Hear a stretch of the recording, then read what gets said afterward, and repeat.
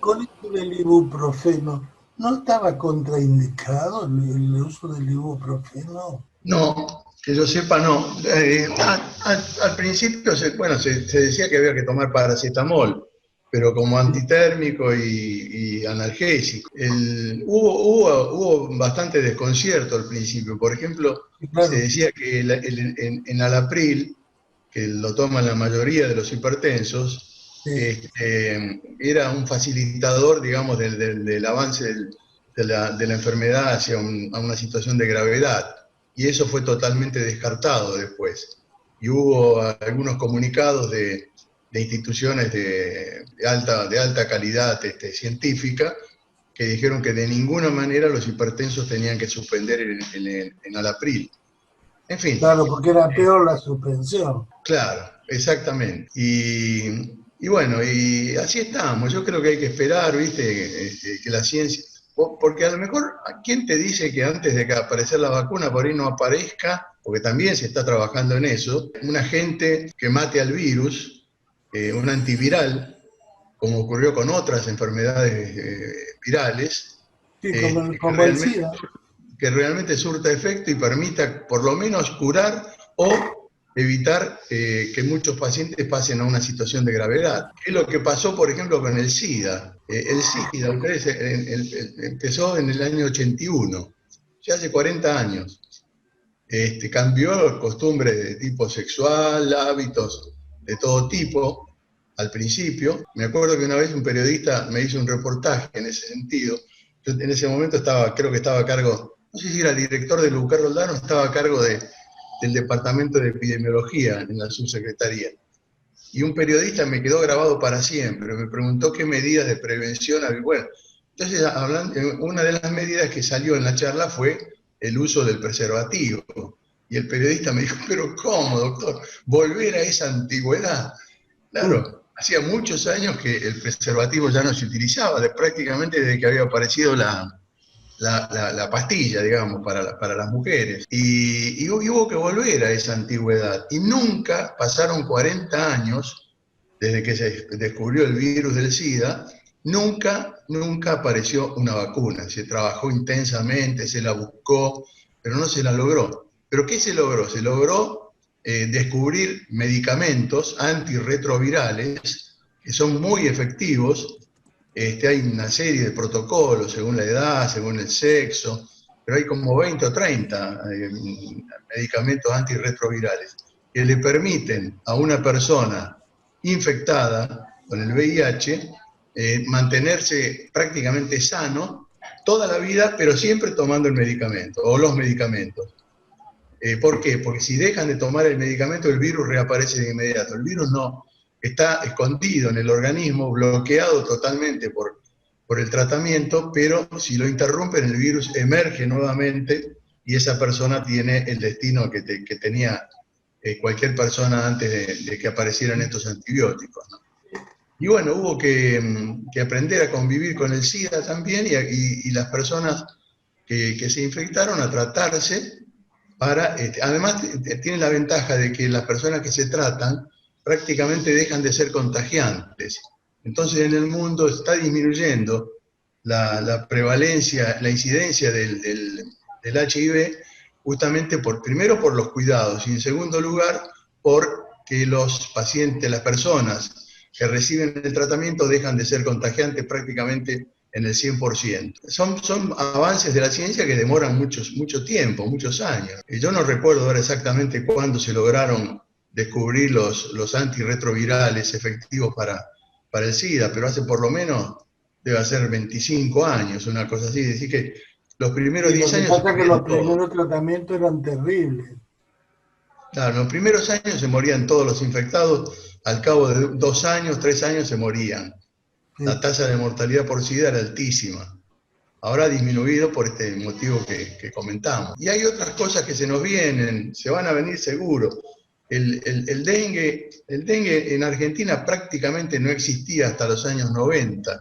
¿Por qué? Porque el mosquito, el Aedes, que es el mismo que transmite la fiebre amarilla, que transmite el Zika, que transmite la fiebre esta chikungunya, se ha ido adaptando a situaciones climáticas que antes eran muy desfavorables, asociado esto a la mala calidad de vida de la gente, a la tuburización de los barrios, de las villas, donde hay reservorios, depósitos de aguas estancadas y demás, que son donde el mosquito pone los huevos y donde se multiplica el Aedes.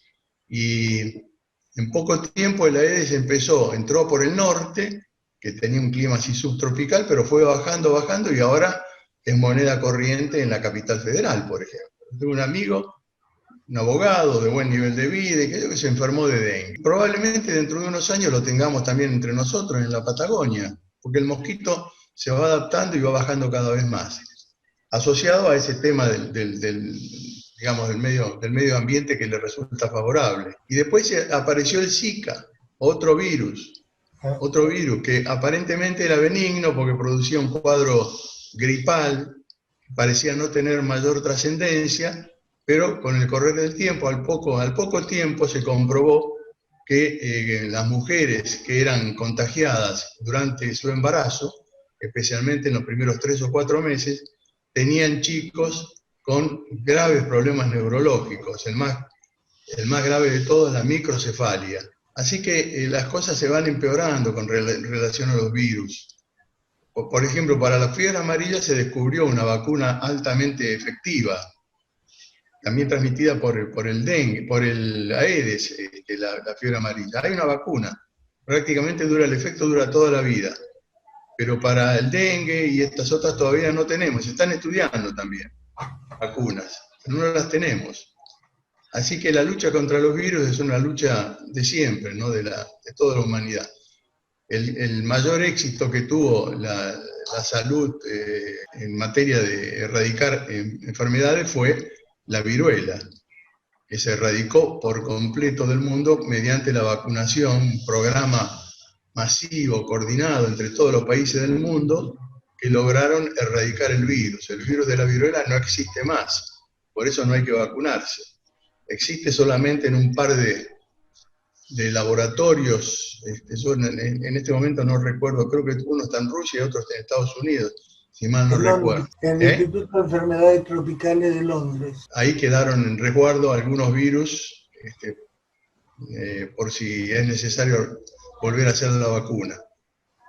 Pero en general, las grandes tasas de mortalidad infantil que teníamos, por ejemplo, cuando empezó el plan de salud, bueno, en buena medida fueron combatidas con los programas y las campañas de vacunación que se hacían en ese momento.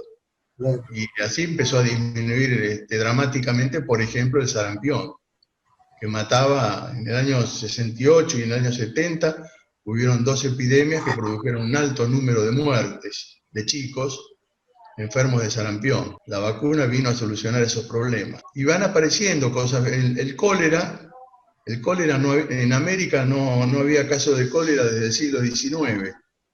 Y sin embargo, en enero de 1991 apareció el cólera en Perú y produjo 450.000 casos en el primer año. Afortunadamente con una muy baja mortalidad porque se hizo una campaña extraordinaria en el Perú para proveer antibióticos, se trataba con acitromicina, sales de rehidratación oral, y a los pacientes delicados se los internaba para rehidratarlos, y con eso se venció también un viejo perjuicio que había, que era que a los pacientes que tenían cólera, había que frenarles la diarrea y los vómitos, que la diarrea es impresionante, y se deshidrataban y se morían deshidratados. En vez de reponerle los líquidos, le suprimían los líquidos para que parara la diarrea. Con una muy buena campaña que se hizo, con mucha educación sanitaria a través de los medios y repartiendo por todos lados las sales de rehidratación oral y los antibióticos. En Perú hay muchísimas zonas carentes de todo tipo de atención médica. Entonces se buscaba, como si fueran nuestros agentes sanitarios, se buscaba a algunas personas del pueblo que tenían cierto nivel, digamos, de educativo, para que fueran un poco los vigilantes de la aparición de casos de cólera y rápidamente proceder a entregarles, a tratarlos con el antibiótico y a darles fundamentalmente las sales de rehidratación oral. Quedó como endémica también, después se expandió a todos los países, nosotros también tuvimos cólera en Neuquén, y en Buenos Aires y en Chile, y quedó como endémica en la zona, en Brasil. Bueno, en Brasil se encuentran todas las enfermedades que se les puedan ocurrir de este tipo, están en Brasil, en algún lugar de Brasil, pero quedó endémica en Perú, en Ecuador, en todos los países.